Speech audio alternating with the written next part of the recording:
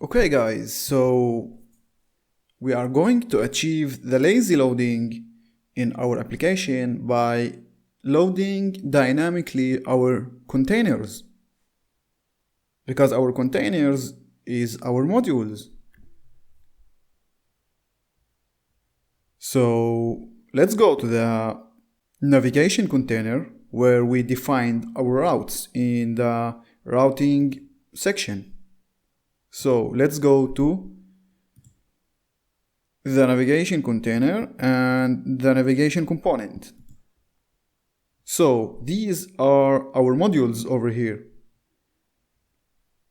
And here we have our vacations, login, profile, and the vacation details container. So these four containers are our modules. And if we scroll up to the component, we can see that we are importing all these modules over here. We have login, profile, and let's group them so we can see it better. So when this file loads, Webpack will load all these import statements. And all these import statements are modules. So when application first loads, it also will load all these modules.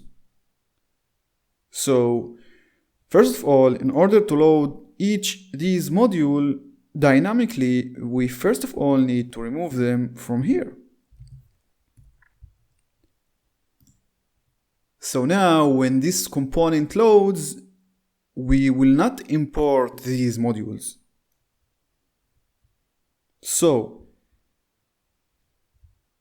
what we need to do is we need to load these modules dynamically.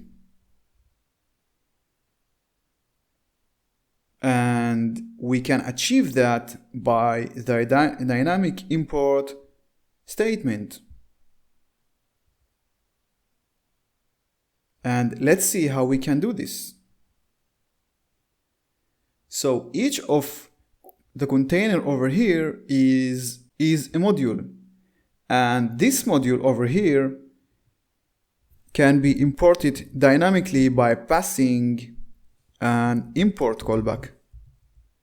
This is a function. We are passing to the component an import statement, and this import statement will be executed only when this specific route will load. So we want to import here the vacations container.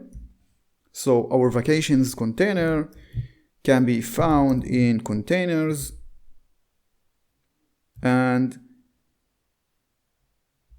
we call it vacation container, vacations container. So this is the dynamic import of vacations container. And we want to do a dynamic import of the login page. So this is the login page.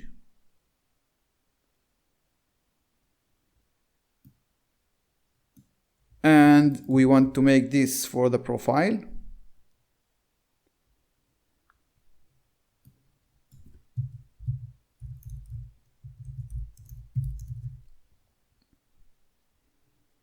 And we will do this for the vacation details container. So vacation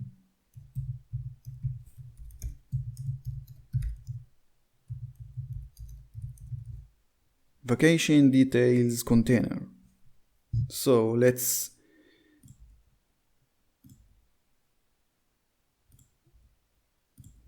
this way we can see it better. Oops.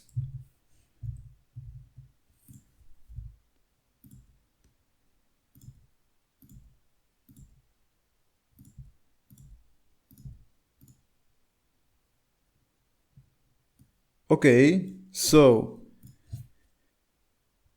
we can see that we replaced the component that we import before by a dynamic import callback.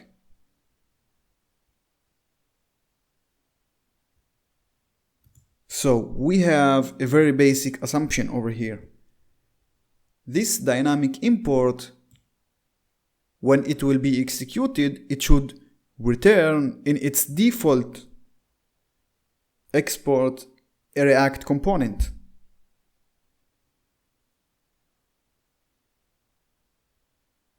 Let me repeat this. This callback is an import statement. So this import statement should return in its default export a React component in order this to work. Let's go check our vacations container. So in our vacations container, we have in its default over here a React component.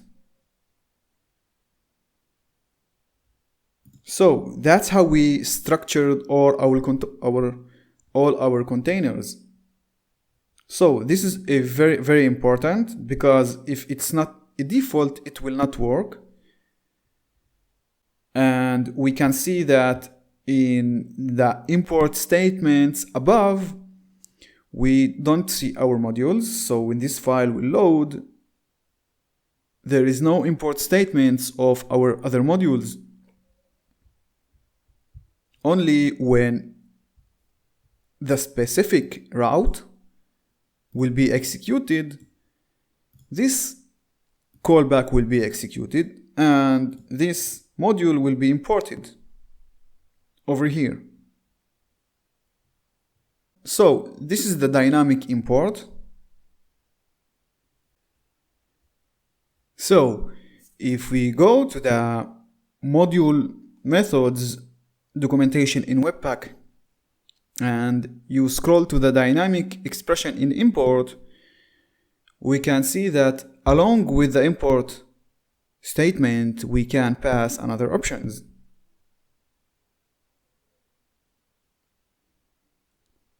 So as we see in their example, they are doing this import dynamically also, and the import statement will return a promise that should be resolved over here. And if you scroll down, you can see all the magic comments of the import statement.